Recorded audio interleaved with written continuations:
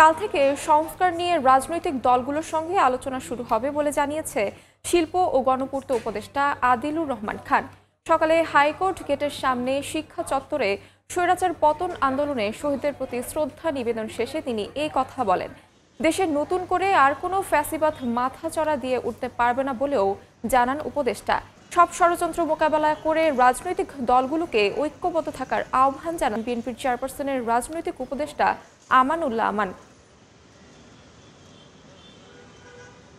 সেদিন তাদের রক্তের শিরিবে স্বৈরাচার বিরোধী আন্দোলন দানা বাঁধতে শুরু করলো। নূর হোসেন, জিহাদ, ডাক্তার মিলনের সর্বশেষ রক্তদানের মধ্য দিয়ে আমরা পেলাম গণতান্ত্রিক বাংলাদেশ। জনগণ তাদের জীবন দিয়ে, বিশেষ করে শ্রমজীবী মানুষ তাদের জীবন দিয়ে এই প্রতিরোধ করে তুলেছিলেন, এই অভ্যুত্থান করে তুলেছিলেন।